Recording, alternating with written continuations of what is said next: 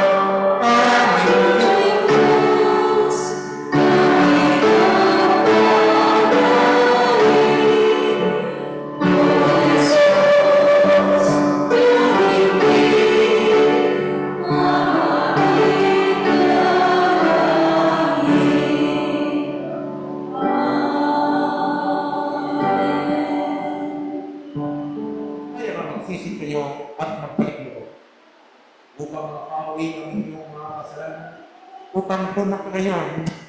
Ay magsidating ang mga panahon ng kaginawahan mula sa harapan ng Panginoon. Mga kapatid, upang tayo maging marapat sa pagdiriwang na ito, aminin natin ang ating mga nagawang pagkakasala sa Diyos at sa kapwa at bayan. Inaamin namin sa Diyos amang makapangyarihan sa lahat na kami ay lubhang nagkasala sa isip, salita at gawa. Sa aming Diyos, sa kapwa at bayan, patawarin ninyo nawa kami sa pamagitan ng inyong anak at aming Panginoong Kristo na tagapagligtas ng aming buhay.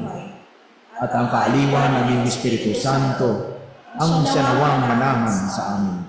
Amen. Kaawa nawa tayo na makapangyarihang Diyos, patawarin tayo sa ating mga kasalanan at patnubayan tayo sa buhay na walang hanggan. Amen.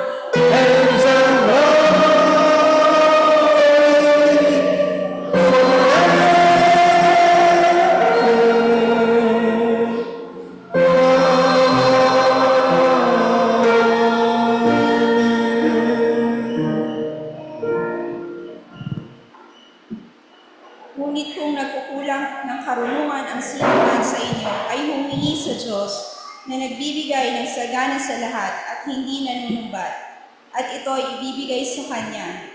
Ngunit humingi siyang may pananampalataya na walang anumang pag-aalinlangan. Sapagkat itoong nag-aalinlangan ay katulad ng isang alon ng dagat na itinutulak ng hangin at pinapatpad sa magkakatabi. Sapagkat huwag isipin ng taong yaon na siya'y tatanggap ng anumang bagay sa Panginoon. Ang taong may dalawang akala ay walang tiyaga sa lahat ng kanyang mga paglakad. Datapwat, ang kapatid na may mababang kapalaran ay magalak sa kanyang mataas na kalagayan.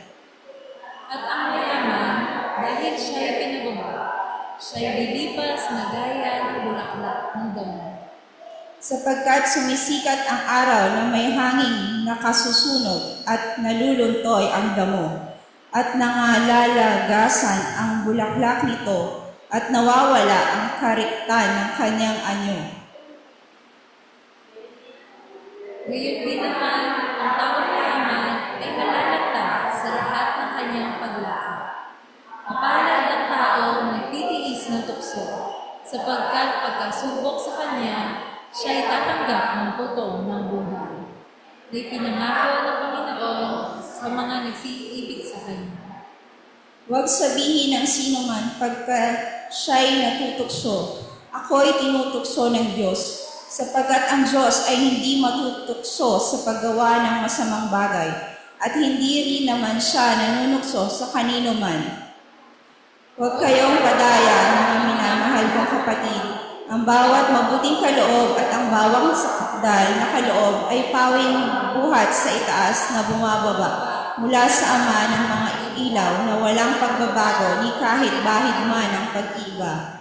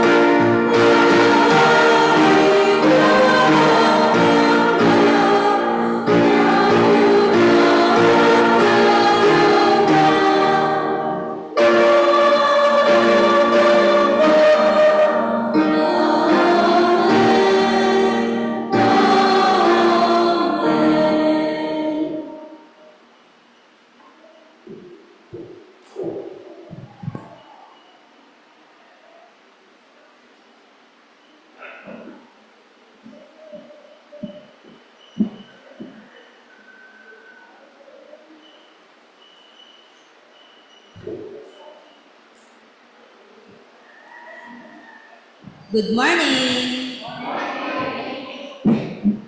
Okay po. So ito po ang ating mga announcement for today. Worship attendance last week. Face-to-face 40, online 10, kids po ay 4. Midweek service attendance, face-to-face 7, online 9. Sunday school, adult 12. Yung online hindi namin nakuha. Sorry. And youth po ay 7. Camarin attendance, youth and adult, 13. And Kapihan Fellowship, 10. For tithes and offerings, last week, meron po tayong total receipts na 15,570 with the expenses of 55,990.47. Bank withdrawal, 40,420.47. Ang atin pong activities for today ay liturgy on earth exposure, and afterwards po ng ating Sunday school, meron po tayong multimedia training. So, nandito po ang magtuturo sa atin in behalf po ni Jerusel. Siya po nakatalaga sa ating multimedia ay si Richmond Bedo po. Kaya po yung mga interested na matuto, lalo na po sa pag-set up ng ating online worship, ay maiwan po kayo para sama-sama po tayong mag-aral ng gawain na ito para po sa ikaayos ng ating pagsamba, particularly online. Kasi may mga nire-reach out po tayong mga members and viewers ng ating worship service. And for birthdays natin, John Adrian Bula, ngayon po yun. April 22, Antonio Uy. At sa Tuesday po, ang inyong maganda at nag-iisang diakonisa. Yes, thank you. Batiin niyo na po ako, dali! Yeah. On the 24th po, ay si Ate Janice de la Cruz. And sa 26 po, syempre, ang anak po ng diakonisa, si Adam Lucas. Alo, kayo kadali, happy birthday. Ayan. On Friday naman po ang kanyang birthday. And on the 27th, kaya pala andito si Ate Angela, mag-birthday siya. Si Ate Angela Bello, si Ate Eleanor Paraso, happy birthday from St. Mark to US. And on the 27th din po ay si Rafael April Rivera. So kung yung mga nandito po na nag-celebrate ng birthday, ay mangyari pong pumunta sa harap, kasama po ng mga bata para po may panalangin ni Pastor. Wait lang po ng mga 30 seconds ha, sa setup ko muna yung happy birthday.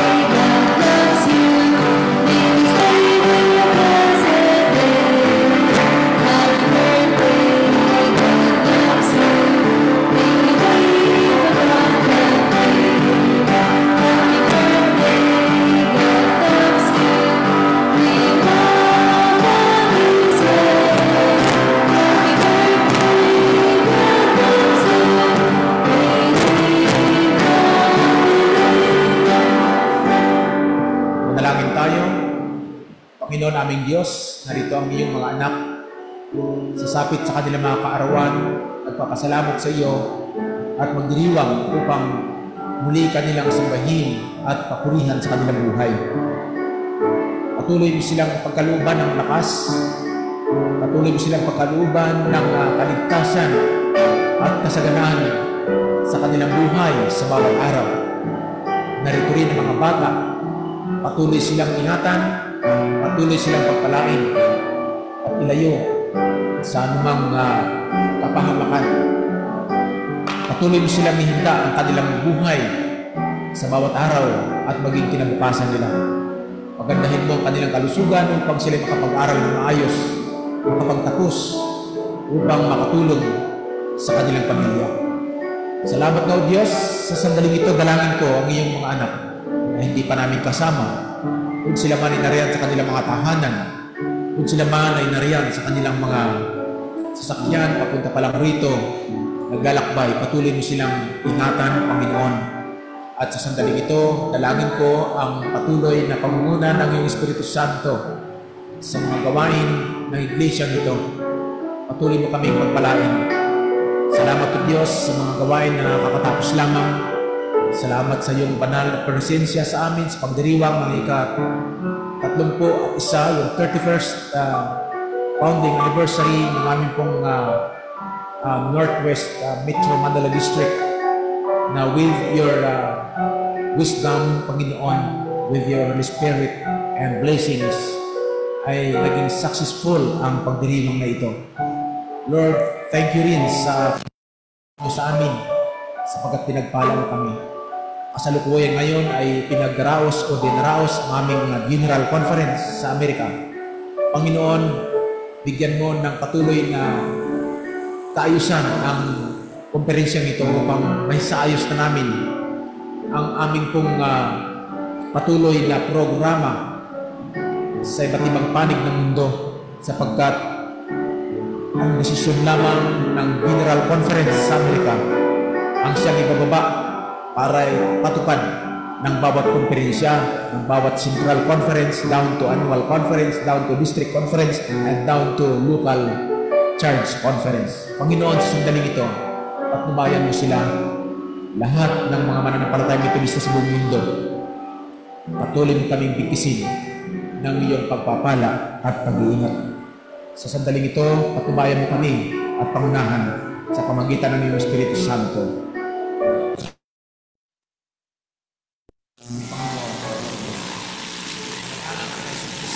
Panginoon. Amen.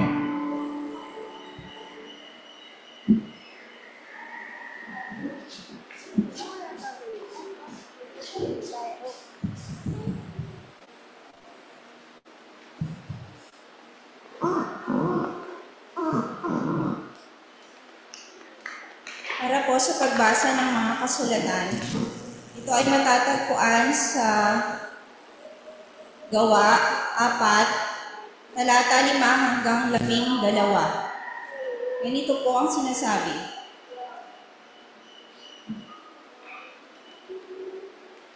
Kinabukasan, nagtipon sa Jerusalem ang mga tagapanguna ng mga Hudyo, ang mga matatandang namumuno sa bayan, at ang mga tagapagturo ng kautusan. Kasama nila si Anas, ang pinakapunong pari, si Capia, si Juan, si Alejandro, at ang iba pang mga kamag-anak ng pinakapunong pari. Pinaharap nila ang mga apostol at tinanong, sa anong kapangyarihan o sa kaninong pangalan ninyo ginagawa ang bagay na ito? Sumagot si Pedro na puspos ng Espiritu Santo, mga tagapanguna at pinuno ng bayan, kung sinisiyasat ninyo kami ngayon tungkol sa kabutihang ginawa namin sa lumpong ito at kung paano siya gumaling, nais kong malaman ninyong lahat at ng buong Israel na ang taong ito ay nakatayo sa inyong harapan at lubusang gumaling dahil sa kapangyarihan ng pangalan ni Jesucristo na taga Nazaret, na inyong ipinako sa krus, ngunit muling binuhay ng Diyos. Ang Jesus na ito ang batong itinakwil ninyong mga tagapagtayo ng bahay, ang siyang naging batong panulukan. Sa kanya lamang matatagpuan ang kaligtasan sapagkat walang ibang pangalan ng sino mang tao sa buong mundo na ibinigay ng Diyos sa mga tao upang tayo ay maligtas. Sa ikalawang pagbasa naman po, ito ay matatagpuan sa unang Juan 3, talata 16 hanggang 24.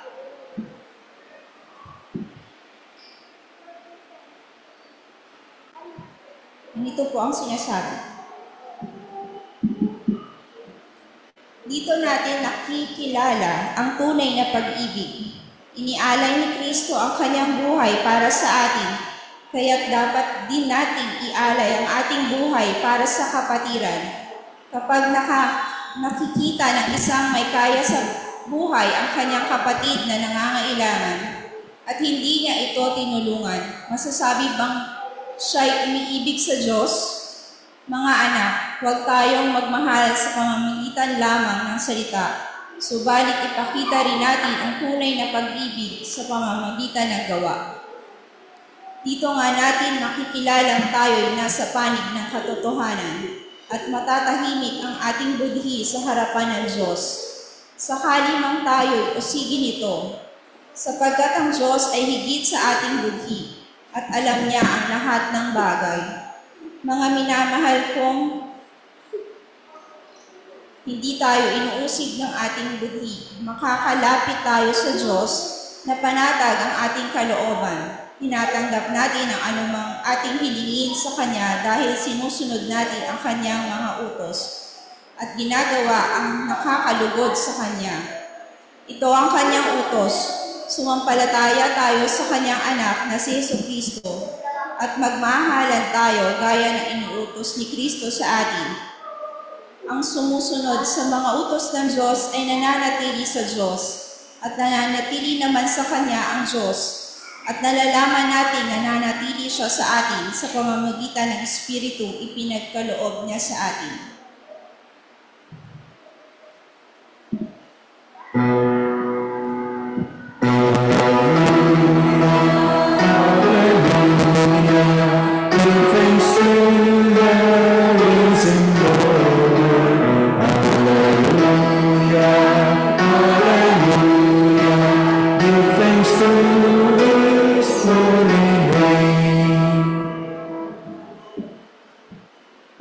Ang Ebanghelyo ng Panginoon ayon kay San Juan. Ako ang mabuting pastol. Inialay ng mabuting pastol ang kaniyang buhay para sa mga tupa. Kapag nakikita ng upahang lingkod na dumarating ang lubo, iniiwan niya ang mga tupa. Tumatakbong palayo. Ginagawa niya ito sapagkat hindi siya ang pastol at sila ay hindi sa kanya. Pagkatapos, ang mga tupa ay sinisila ng mga lubo at kinakalat. Ang upahang lingkod ay tumatakbong palayo sapagkat siya ay upahang lingkod at wala siyang pagmamalasakit sa mga tupa. Ako ang mabuting pastol. Kilala ko ang aking mga tupa. Kung papaanong nakilala ako ng Ama, ay gayon din naman nakikilala ko ang Ama. Inialay ko ang aking buhay para sa mga tupa. Mayroon akong ibang mga tupa na wala sa kawang ito. Sila rin ay dapat kong dalhin at diringgin nila ang aking tinig. At magkakaroon ng isang kawan at ng isang pastol. Dahil dito, iniibig ako ng Ama sapagkat inialay ko ang aking buhay upang ito ay makuha kong muli. Walang sinumang makakaagaw nito sa akin. Subalit, kusa ko itong inialay. Mayroon akong kapamahalaang ialay ito at mayroon akong kapamahalaang kunin muli. Ang utos na ito ay tinanggap ko mula sa aking Ama. Mga kapatid, ang mabuting balita ng Panginoon. Salamat sa Diyos.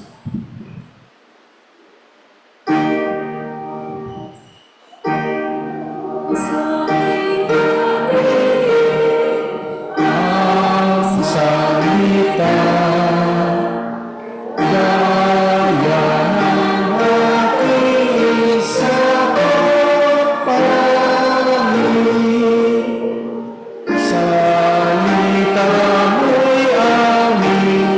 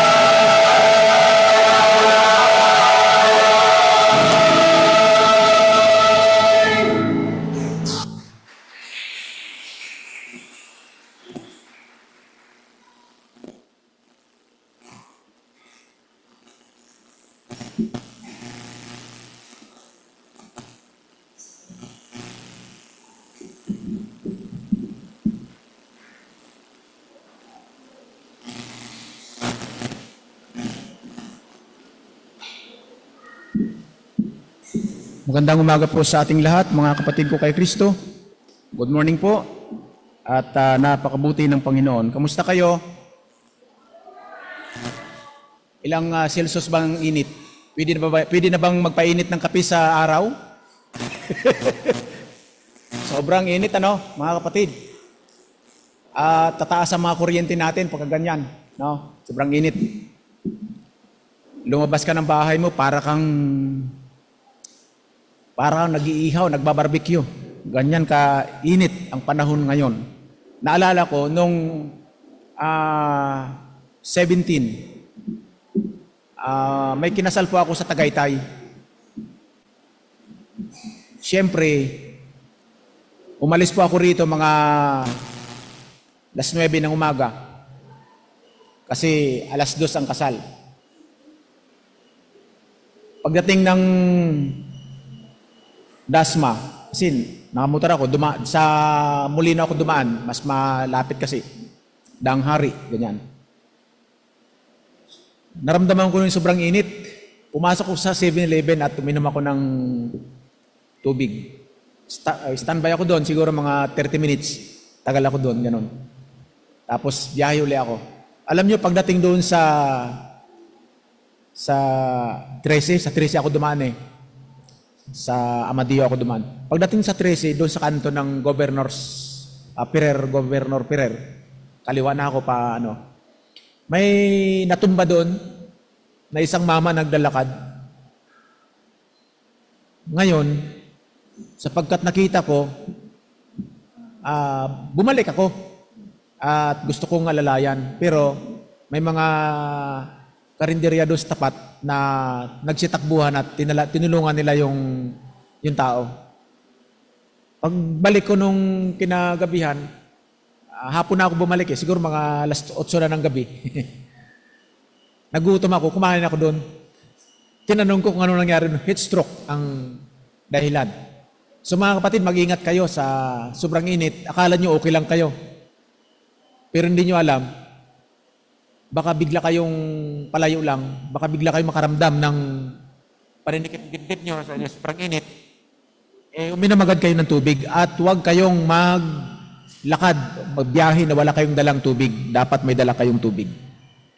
Nakakatakot kasi 40 pataas ang init ng ating bansa. Yan po yung init dati ng Saudi Arabia. Sila, Sister Pinky pumunta yan doon at alam niya ang init ng Saudi, no? Ganun katindi ang init.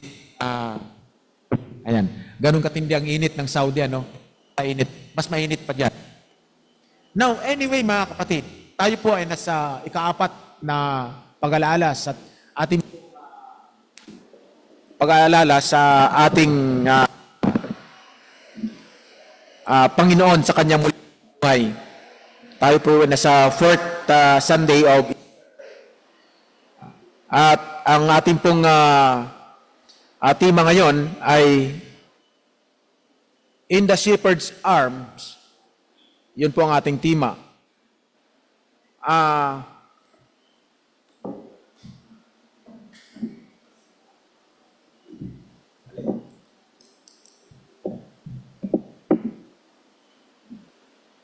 Ang tupa ay kakaibang hayop.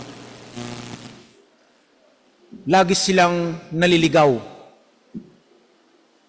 nawawala. At ganyan, no? Kapag sila ay napunta sa mga matatarik na lugar, mabangin, sila nahulog, no? Nahuhulog sila. Kapag may balon, may mga kanal, nahuhulog sila. Kaya kailangan nila ang pastol.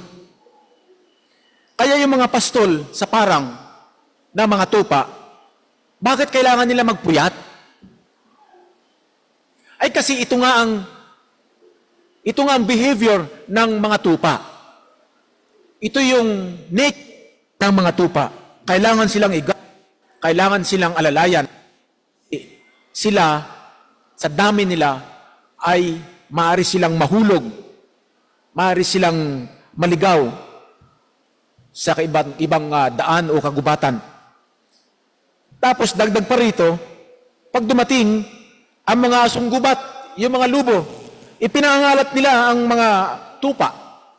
At ang mga tupa naman ay minsan nagkakanya-kanya ng takbo dahil sa takot nila sa mga asong gubat. Bakit ang pastor ang bantayan ng pintuan ng kulungan? At doon ay magdamag din siya nagbabantay sa kulungan ng mga tupa. Sapagkat ang sabi ng Panginoon, mayroong mga magnanakaw na dumadaan, hindi pintuan. Pag hindi pintuan, mga kapatid, ang magnanakaw, saan dumadaan? Bintana. Sinisira yung mga bintana. Ayan. Sinisira yung mga grills ng mga bintana at doon malimit dumadaan. Bakit? Laging nasa isip na magnanakaw na laging dumaan sa likod bahay, sa bintana. Kasi iniisip niya, kapag sa pintuan sa dumaan, maaaring makita siya. Ayan. Kapag ka sa bintana, hindi siya basta-basta makita at mapuna ng bahay o ng may-ari ng bahay sapagkat hindi nakafocus ang kaisipan ng may-ari ng bahay doon sa kanilang mga bintana. Kaya sila nakasentro ang kanilang atensyon sa pintuan. Mga lumalabas, mga pumapasok. So ito po yung konsepto ng mga magnanakaw. Yun po ang sinasabi ng Panginoon na ang hindi tunay na pastol ay dumadaan sa hindi pintuan, dumadaan ito sa mga bintana at ang dahilan ng kanilang pagparoon ay upang magnakaw. So ang dahilan ng pagparoon ng mga asong gubat o mga lubo ay upang silain, ipangalat ang mga tupa. Sa buhay natin, bakit kailangan nating nasa loob ng simbahan ng Panginoon upang sa pagdating ng gabi at araw, mananatili ang kanyang pagliligtas sa atin at huwag tayong mapahamak. Sapagkat doon ay mayroong dakila tayong pastor, ang Panginoon. Ang sabi niya, ako ang mabuting pastol. Inialay ng pastol ang kanyang buhay para sa kanyang tupa. Kakatapos lamang ang selebrasyon natin sa pag-alaala sa kanyang kamatayan. Inaalay ng Diyos ang kanyang sarili, alang-alang sa atin, sa kaliligtas ng kanyang mga anak. Sa Palestine, pagdating ng gabi, ay dinadala ng mga pastol ang kanilang mga tupa sa kanilang shipyard. Sa shipyard nila, may mataas na bakod yan. At mayroon silang mga alagang aso na nagbabantay paikot sa kanilang kulungang ito. At doon, ang pastol ay nakabantay sa pintuan ng kulungan.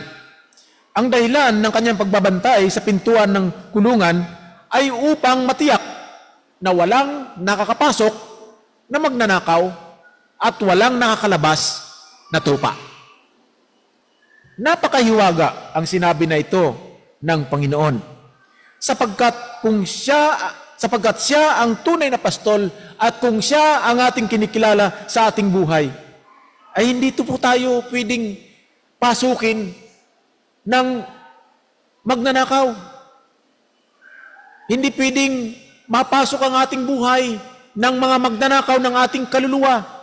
Yung nanakawin ang ating atensyon, yung nakawin ang ating mga espiritu at iligaw ang ating buhay at gawing mali ang ating pangunawa at gawing mali ang ating paglilingkod para makatuon ang ating paglilingkod doon sa kanilang mga layunin. Kanya nga maraming mga mananampalatayang Kristiyano na matagal na siya na naglilingkod. Imagine, ilang taon na ba Methodist sa Pilipinas? 126 years, no?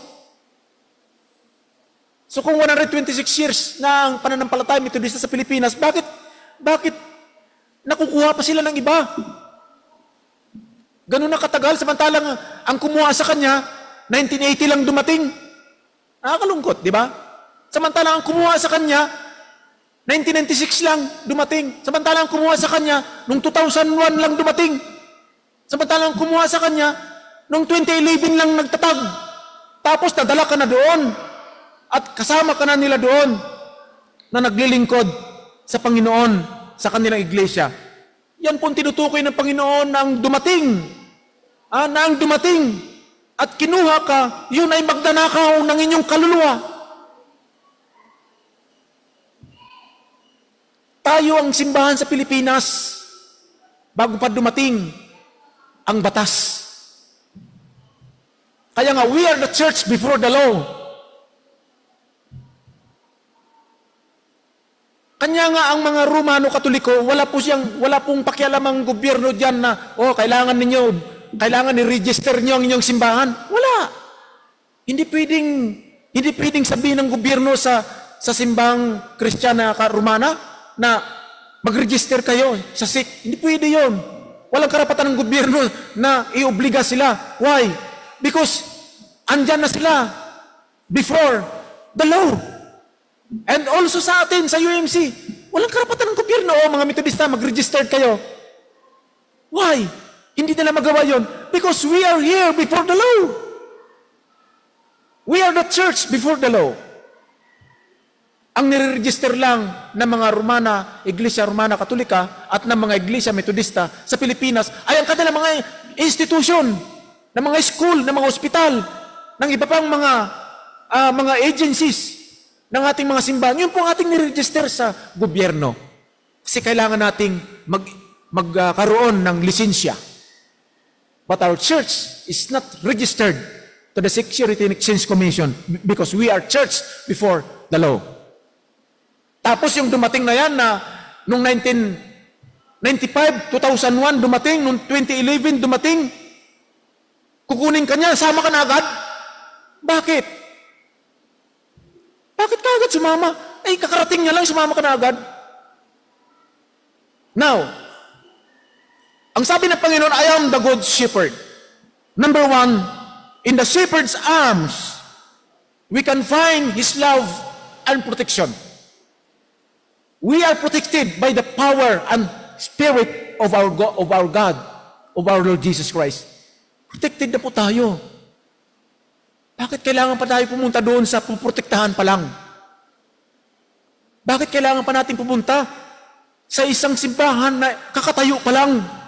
Na hindi pa natin tiyak na baka yan ang sinasabi ng Panginoon na mga magnanakaw ng kaluluwa ng mga tupa. Baka yan ang sinasabi sa Biblia na darating ang panahon na mayroong sisila sa inyong pananampalataya at iwawatak-watak kayo upang mawalay kayo sa aking piling. Papayagan ba natin mga kapatid, matapos na ipaglaban ng ating mga ninuno ang pagtatag ng pananampalatayang Metodista sa Pilipinas, ay sa isang iglap, pagdating ng isang nagpapakilalang pastor, sasama ka na at mahikayat ka na kasi may nagiiyak doon, kasi emosyon, ang ganda-ganda ng kanilang mga awit, kasi ang galing-galing magsermon ng kanilang pastor, kasi ang husay-husay na simbahan nila, marami sila. Wow naman! Bakit kayo nagpadala doon? Ay parang manginasal yan. Araw-araw, dami-daming kumakain sa manginasal. Bakit? Ay, dyan sa manginasal, pag kumain ka, malasan na hula yan. Sige, subo ka na subo. Kahit sino pwedeng pumunta niya kumain. Kasi masarap ang kanilang inihaw. Pero pagdating ng oras, mawawala rin yan. Ang totoong simbahan na itinatag ng Diyos, tandaan po natin yan. Itinatag tayo ng Panginoon mula nung ilang taon? 33 AD. Itinatag ng Panginoon ang simbahang Kristiyano sa buong mundo. Now, yan sa Christian church na yan, andyan nagsimula ang mga Protestante. Tayo po yun. Imagine, lumitaw tayo from 33 AD, tapos dumating yung 1911, sumama yung mga Metodista. Ano yan? Nakakahiya.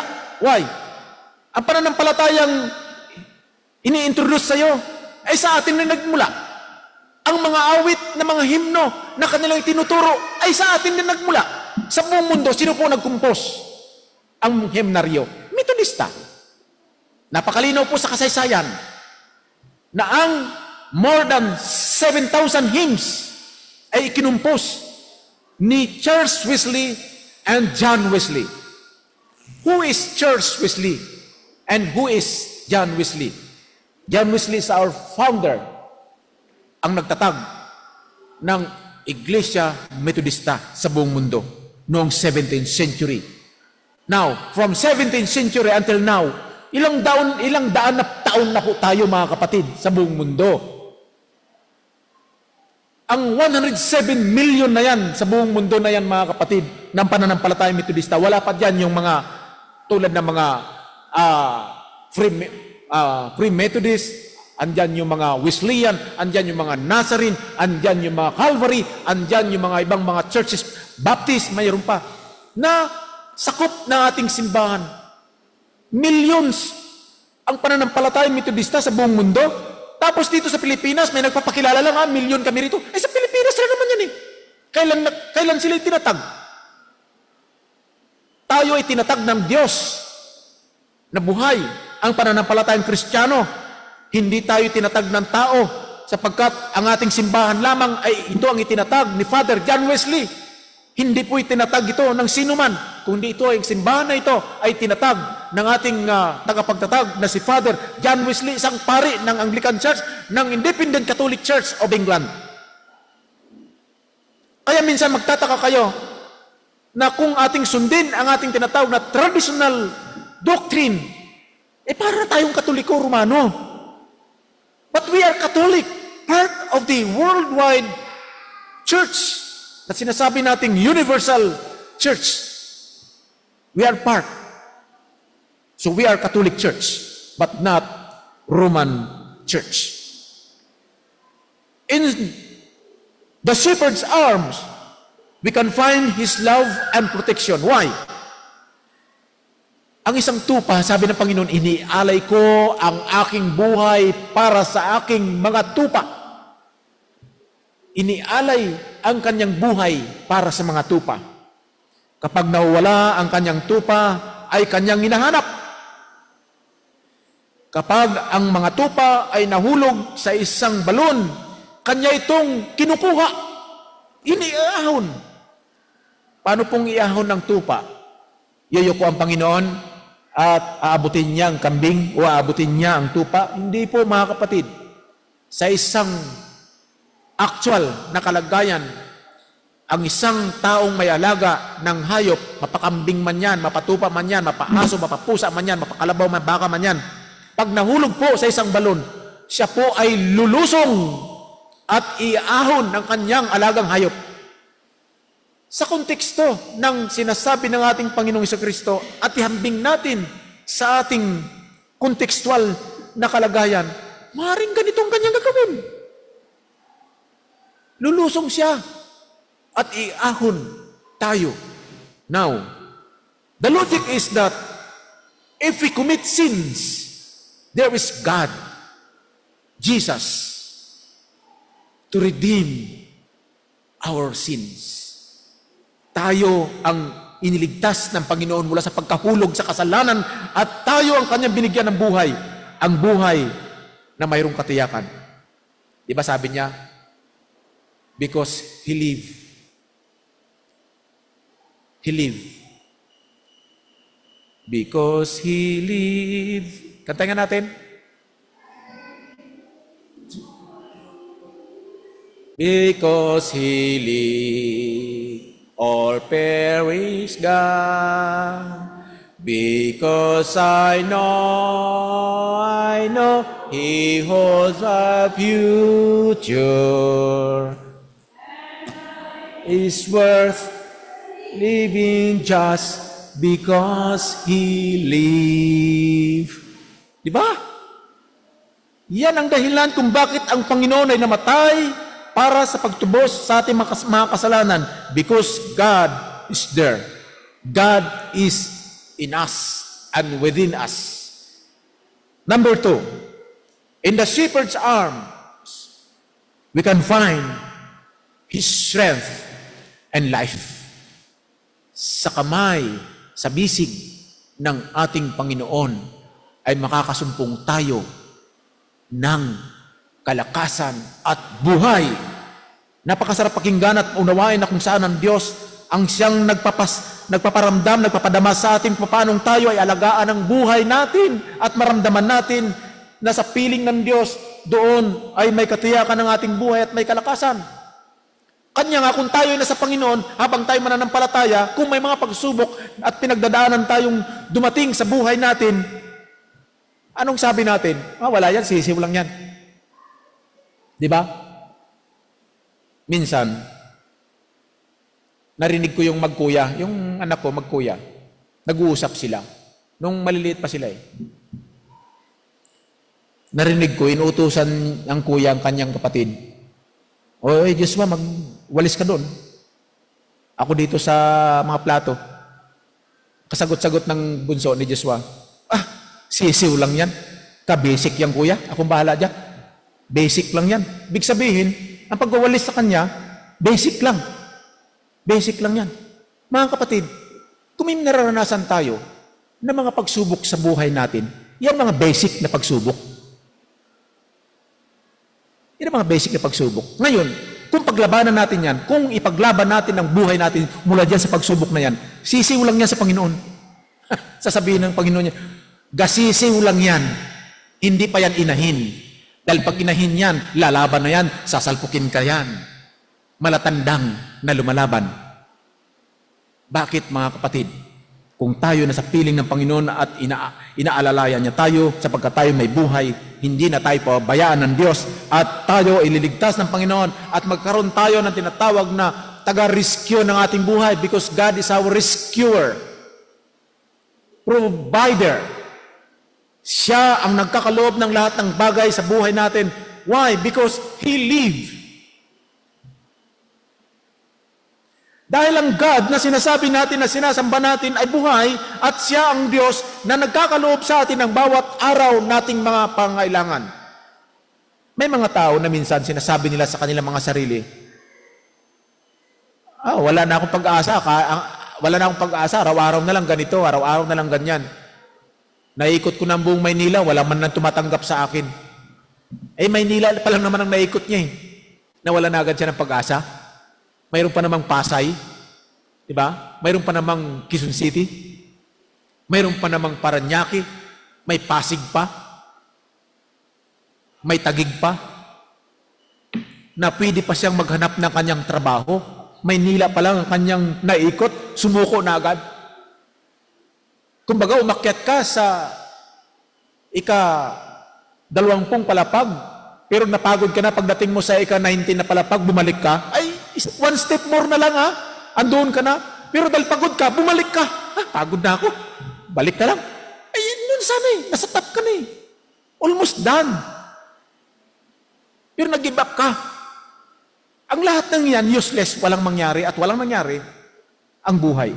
Now, if we are in God, if God is within your heart, in your mind, ang Panginoon, uumpisahan niya na araw-araw bibigyan kanya ng buhay, kalakasan, katiyakan, at kasiguruhan.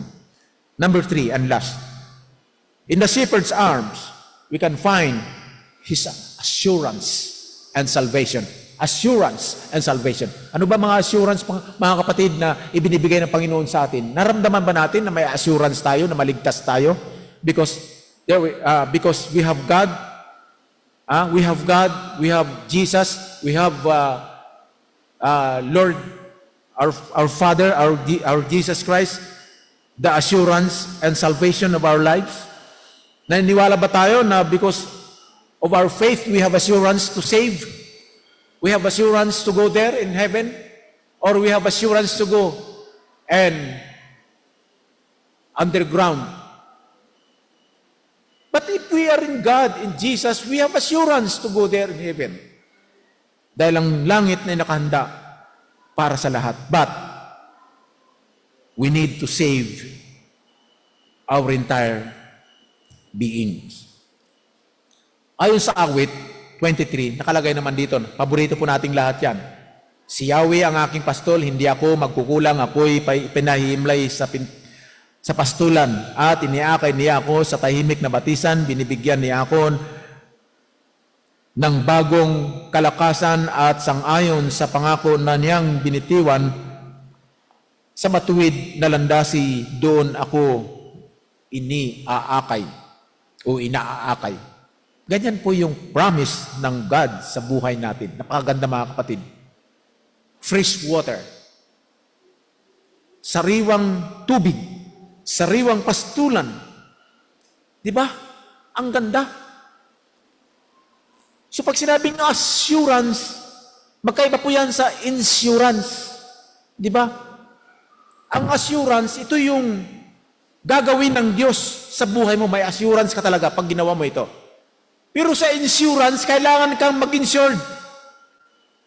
Kailangan kumuha ng lote ng libingan, ganyan. Kailangan ka kumuha ng lote ng kung ano-ano dyan. Assurance po yan, insurance. Kailangan mayroon life insurance, ganyan. Ay, life insurance lang po yun. Life insurance lang. Hindi po assurance. Ay, kayo, kung mayroon pong mga insurances na nag-o-offer ng ganyan, na assurance para ikaw mapunta sa langit, hindi wag ka nang sumimba, maghulog-hulog ka na lang doon, hulog-hulugan mo na lang kaligtasan mo. Kung ang kaligtasan ay nakalagay doon sa policy ng insurance na yan ay nagkakahalaga ng 5 milyon, ay siguro ba naman bago ka lagutan ng hininga, maubos mo na yung hulog-hulugan. Hindi mo na kailangan magsimba. Hindi mo na kailangan manalangin dahil mayroon ng insurance ang iyong buhay na mapunta sa langit. Ay wala walang ganyan. Walang ganyan. Ang St. Peter, hindi naman nagaganyan ang ino-offer. Ang ino-offer naman ng insurance ng St. Peter, yung paglilibingan mo at ang serbisyo mo. Yung burol mo. Lahat ng mga insurances sa Pilipinas, kahit pa sa buong mundo, wala ka matagpuan. Na nag-offer ng kaligtasan papunta sa langit. Our salvation may be provided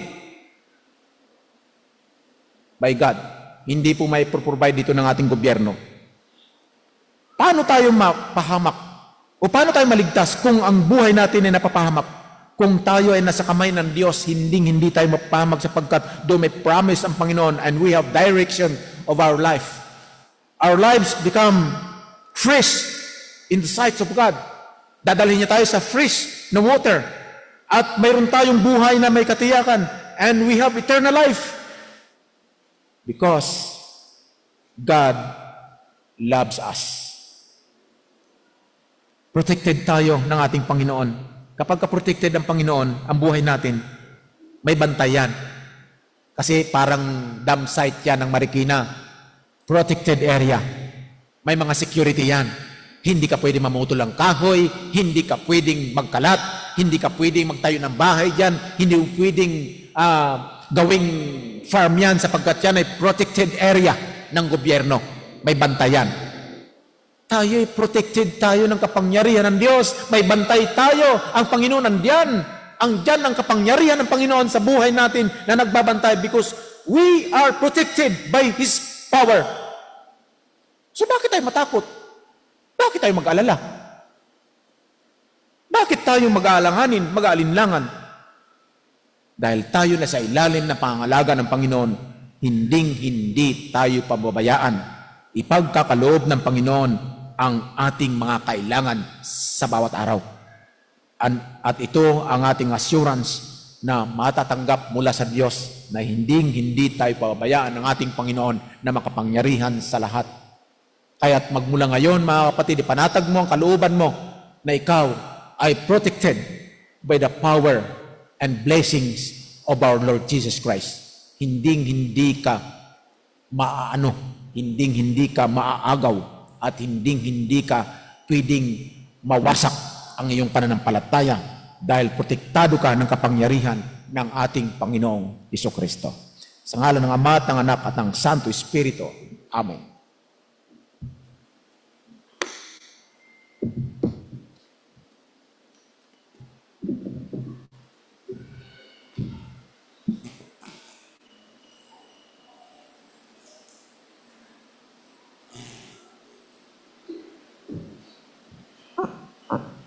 Ang bawat isa'y dapat magbigay ayon sa kanyang pasya maluwag sa loob at hindi napipilitan lamang, sapagkat iniibig ng Diyos ang nagbibigay ng may kagalakan. Magagawa ng Diyos na pasaganain kayo sa lahat ng bagay at higit pa sa inyong pangangailangan, upang sumagana kayo para sa mabuting gawa.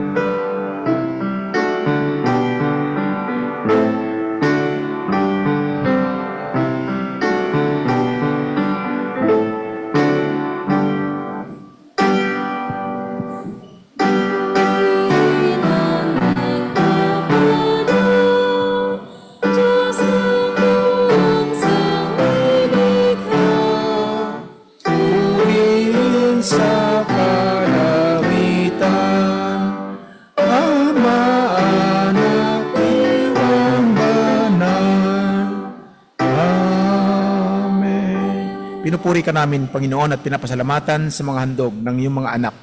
Dalangin ang iyong abang alipin na ito'y tanggapin mo at basbasan upang maging daluyan ng kanilang pagpapala sa bawat araw. Ipagkaloob mo nawa, Panginoon, ang kanilang mga kailangan sa bawat araw, alang-alang kay Kristo na aming Panginoon. Amen.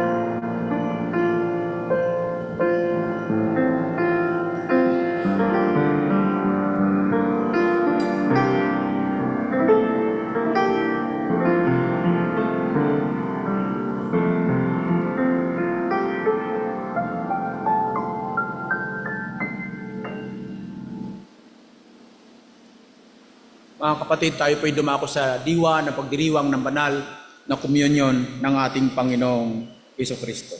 Ang Panginoon ay sumainyo At sumainyo rin. Tayo ay magpasalamat sa Panginoon. Ito ay marapat at matuwid na gawin. Ito ay marapat, matuwid na gawin at aming katungkulan na sa lahat ng oras at sa lahat ng dako, kami ay magpasalamat sa iyo, O Panginoon, banal na Ama, makapangyarihan sa lahat, Diyos na walang hanggan.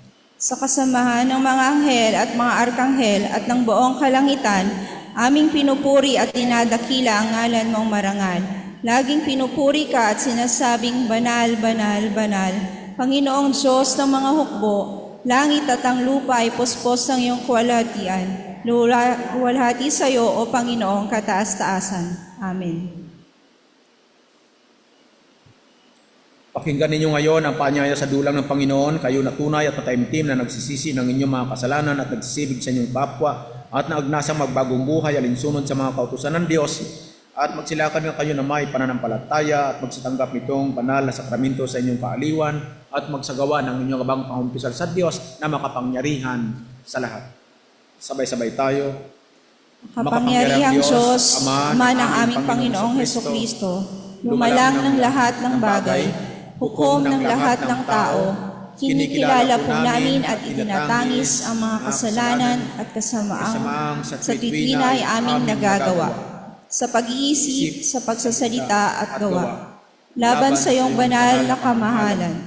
Tunay na pinagsisisihan po namin at ikinalulumbay ng puso itong aming mga kamalian. Ang gunitain lamang ay nakapamanglaw na sa amin. Maawa ka po sa amin, mahabang Ama, alang-alang sa iyong anak at aming Panginoong Hesukristo. At natawad mo nawa sa amin ang lahat naming nakaraan. Ipagkaloob mo po mula ngayon ay lagi kaming makapaglingkod at makapagbigay lugod sa iyong kabaguhan ng buhay, sa karangalan at kaluhatian ng iyong pangalan, sa pamamagitan ni Hesukristo ang aming Panginoon. Amen. Amen. Makapangyarihang Diyos, aming amang nasa langit na sa iyong malumanay na kaawan ay binigay ang iyong bugtong na anak, si Hesukristo, upang magdusa ng kamatayan sa krus ukol sa aming katubusan, na gumawa doon ng minsan paghahandog ng kanyang sarili ng isang buo, ganap at sapat na sakripisyo para sa kasalanan ng buong sanlibutan, at sa kanyang banal na ebanghelyo ay natasan kami ipagpatuloy ang palagiang pag-alaala ng kanyang kamatayan hanggang sa muli niyang pagdating. Dinggin mo nawa kami, umahabaging Ama, mapagpakumbabang isinasamo namin sa iyo na kaming magsitanggap nitong tinapay at alak ayon sa habilin ng iyong anak at aming Panginoong Kristo sa pagunita ng kanyang pagpapakasakit, kamatayan, pagkabuhay na muli, ay makabagi kami sa kalikasang banal sa pamamagitan niya. Nanong gabing ipinagkanulo siya ay kumuha ng tinapay at na makapagpasalamat ay binigay sa kanyang mga alagad at sinabi, kumuha't kumain kayo sapagkat ito ang aking katawan ay binibigay para sa inyo.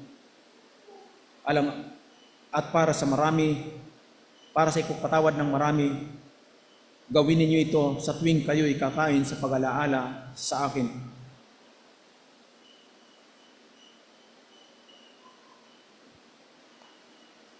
Gayon din naman, pagkatapos ng hapunan ay kinuha niyang saro at nang makapagpasalamat, ay binigay sa kanyang mga alagad at sinabi, kunin at inumin ninyong lahat ito sapagkat ito ang aking dugo ng bagong tipan na nabubo para sa inyo, para sa pagpapatawad ng inyong mga kasalanan. Gawin ninyo ito sa tuwing kayo iinom sa pag-alaala sa akin.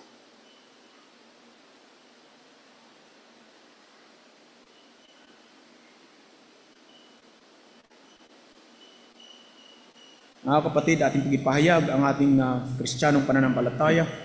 Sinasampalatayanan ko ang Diyos amang makapangyarihan sa lahat, lumalang ng langit at lupa, at si Hesukristo na anak na bugtong niya, Panginoon natin, na sa iwagan ng Espiritu Santo ay pinanganak ng Birheng Maria, nagdamdam ng hirap sa katulad ni Poncio Pilato, ipinako sa krus, namatay at inilibing sa ikatlong araw ay nabuhay sa mga patay. Umakyat sa langit, umupo sa kanan ng Diyos, amang makapangyarihan sa lahat. Doon magmumula at paparito upang hukuman ang nabubuhay at nangamamatay. Sinasampalatayan ko ang Espiritu Santo, ang banal na iglesyang laganap, ang pagkakaisa ng mga banal, ang kapatawaran sa mga kasalanan, ang muling pagkabuhay ng katawan, at ang buhay na walang hanggan. Amen. Purihin ka, O Panginoong Diyos ng buong sandaigdigan, sapagkat sa iyong kabutihan ay tinanggap namin ang tinapay at alak na inialis sa iyo na galing sa lupa upang maging dalisay niyang katawan at dugo na nagdudulot sa amin ng pag-asa at buhay na walang hanggan, na kami nawa ay makinabang sa banal na hain ng iyong anak at aming Panginoong Hesukristo. Basbasan at pagpalain mo, O Panginoon, ang tinapay at alak na ito upang maging kabanalan sa buhay ng iyong mga anak na magsisitanggap nito sa pangalan ng Ama at ng Anak at ng Santo Espiritu. Amen. Amen.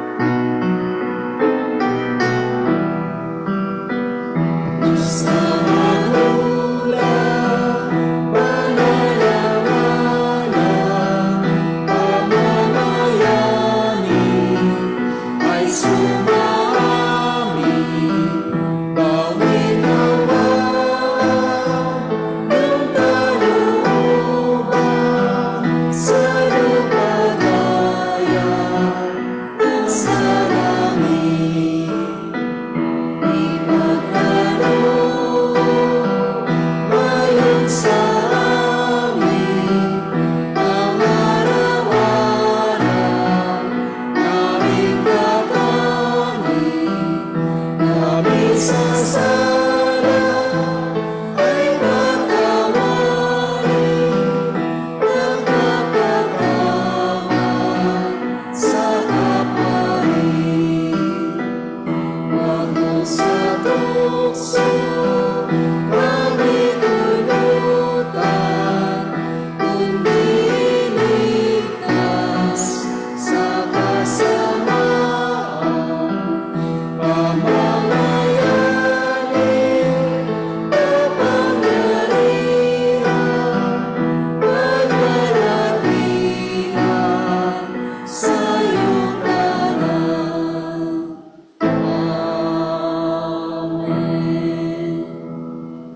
O mahabaging Panginoon, dumudulog po kami sa iyong dulang, na nagtitiwala hindi sa aming sariling katwiran, kundi sa iyong mayaman at dakilang kaawaan. Hindi nga po kami karapat-dapat mamulot man lamang ng mumo sa ilalim ng iyong dulang. Ngunit ikaw pa rin ang dating Panginoon, na ang kaawaan ay hindi nagbabago. Kaya ipagkaloob mo po ang pagbiyaya namin, Panginoon, na kami ay makagahagi sa sakramento ng iyong anak na si Jesucristo, upang kami naman ay makalakad sa kabaguan ng buhay, magsilago sa kanyang wangis at tumatahan sa kanya at siya naman sa amin. Amen. Amen. Sapagkat sa tuwing tayo kakain ng kanyang katawan at uminom ng kanyang dugo ay pinapahayag natin ang kanyang pagpapasakit sa krus at kamatayan at pagkabuhay na maguli. Ito ang kordero ng Diyos, ito ang nag-aalis ng kasalanan ng sanlibutan. Mapalad ang mga inanyayahan sa kanyang habag upang makinabang sa kanyang banal na hain.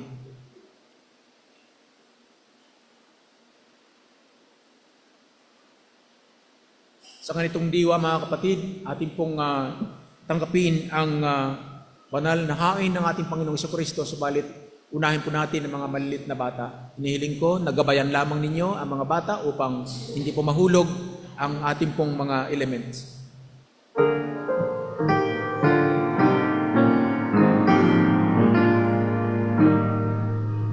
Dito po sa kabila, pwede na rin sumabay ang mga magulang.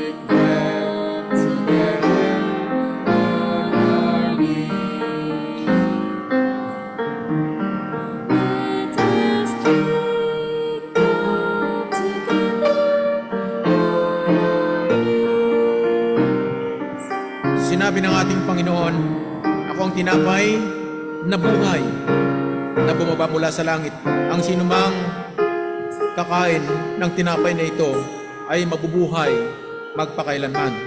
Ang tinapay na aking ibibigay ay ang aking laman. Ito ang aking ibibigay para sa buhay ng sanlibutan. At ang sinumang sumasampalataya sa akin ay hindi na muling mauuhaw. Mga kapatid, tanggapin ninyong pagpapala ng ating Panginoon Jesucristo sa pangalan ng Ama at ng Anak at ng Santo Espiritu. Amen.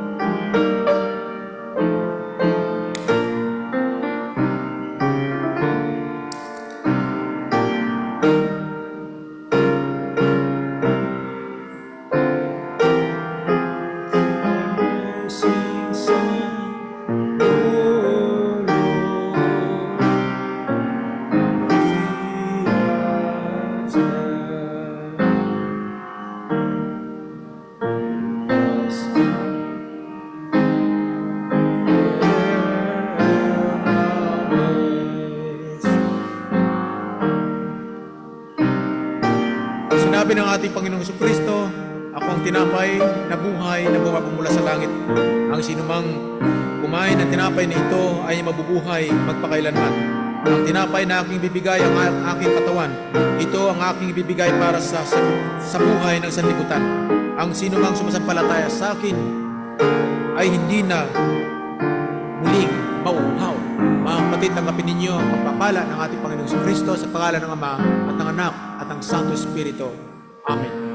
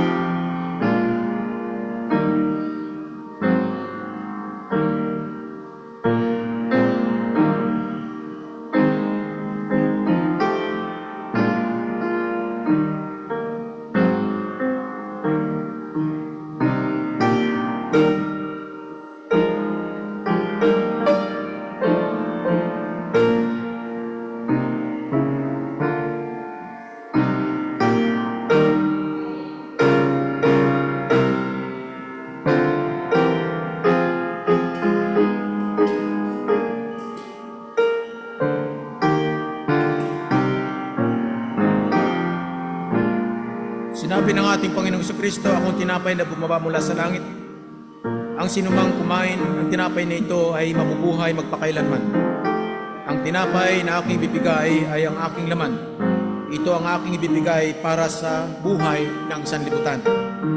At ang sinumang sumampalataya sa akin ay hindi na muling mauuhaw. Mga kapatid, magsitindig kayo sa pagitan ng pagpapala ng ating Panginoong Jesucristo sa pangalan ng Ama at ng Anak at ng Santo Espiritu.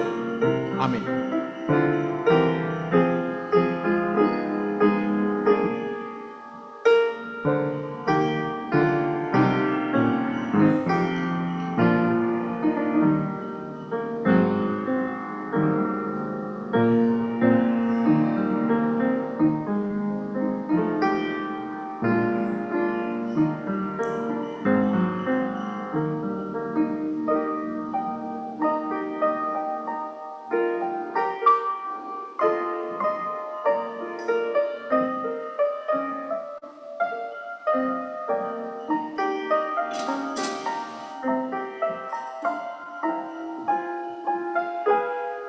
Kapatid, tayo manalangin, sapagkat pinahintulot mo, aming Ama, na kami makinabang sa banal na hain ng iyong anak na aming Panginoong Jesucristo. Tanggapin mo nawa kami at maging kalugod-lugod kami sa iyo sa bawat araw. Sa pangalan ni Jesucristo na aming Panginoon. Amen.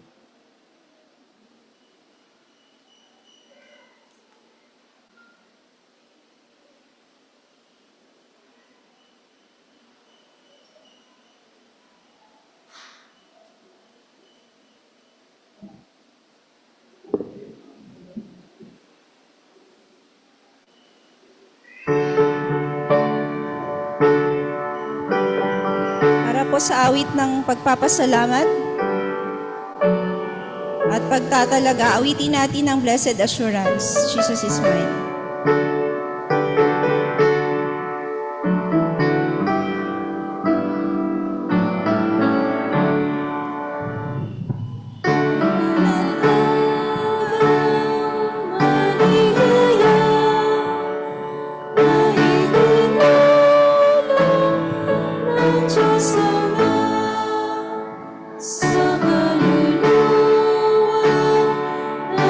Sana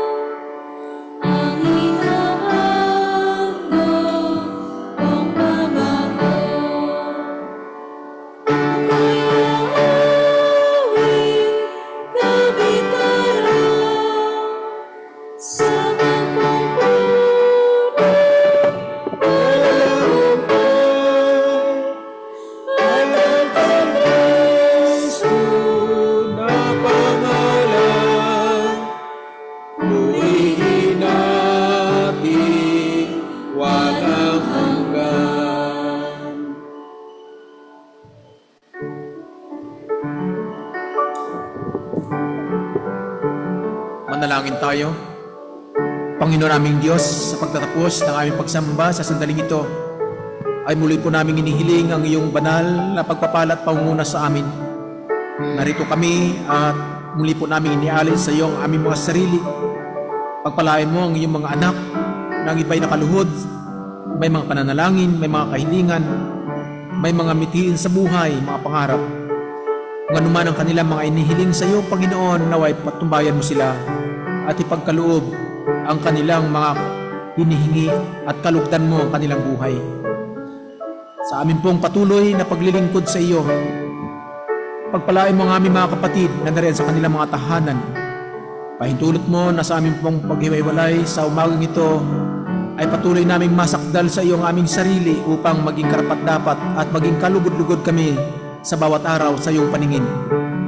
Huwag mo pong pabayaan ang bawat isa na patuloy na magkaroon ng mga suliranin at magkasala. Pagkalooban mo kami ng kaginhawahan at ipagkaloob ang aming mga pangaraw-araw na buhay at kailangan. Iligtas mo kami sa masasama. Ilayo mo kami sa sakit. Ilayo mo kami sa mga matitinding pagsubok. Panginoon, pagpalain mo mga batang narito, mga kabataan, mga magulang. Pagpalain mo ang kanilang mga tahanan. Dalangin ko ang iyong patuloy na patnubay sa kanila. Pagpalain mo rin ang kanilang mga pananalapi. Pagpalain mo ang kanilang mga kabuhayan, mga tindahan, sa restore, trabaho, sa opisina, sa kumpanya, pagtuturo, kung ano man ang kanilang mga pinagkakakitaan, Panginoon, kung saan man sila nagtatrabaho, patuloy mo silang pagpalain. Gabayan mo rin sila sa kanilang mga pagpasok sa kanilang mga trabaho at gabayan sila sa kanilang pag-uwi. Pagpalain mo ang aming mga kapatid na sa iba't ibang panig ng aming bansa. Pagpalain mo ang aming mga kapatid na nariyan sa sentro ng kaguluhan sa Israel, Iran at Iraq. Ngayon, Panginoon, sa Ukraine at ngayon, Panginoon, patuloy na nagkaroon ng kaguluhan. Mayroon silang mga strike bomb na pinapadala sa bawat bansa. Lord, with your protection of your Holy Spirit be upon them. With your power, O Lord, be intervened to give them peace. Magkaroon sila, Panginoon, ng pag-uusap upang magkaroon sila ng kapayapaan sa kanilang buhay. Salamat din sa mga kapatid namin na patuloy na tumutulong sa iglesyang ito. Sa mga kapatid namin na nagbibigay ng kanilang mga ikapo, nagbibigay ng kanilang mga pangako, nagbibigay ng kanilang mga tulong na pinapaabot sa iglesyang ito upang makapagpatuloy at mapagawa ang mga bagay na dapat gawin sa ikaunlad ng simbahang ito. Dalangin ko ang mga kapatid na ito. Kung sila man nakatira sa ibang bansa, sa bansa namin, sa Pilipinas, patuloy mo silang gabayan at pangunahan. Huwag mo po silang pabayaan at pagpalain ang kanilang pamilya. Sa oras na ito, sa aming patuloy na paglilingkod sa iyo, ikaw na ang aming maranasan sa pangalan ni Jesucristo na aming Panginoon. Amen.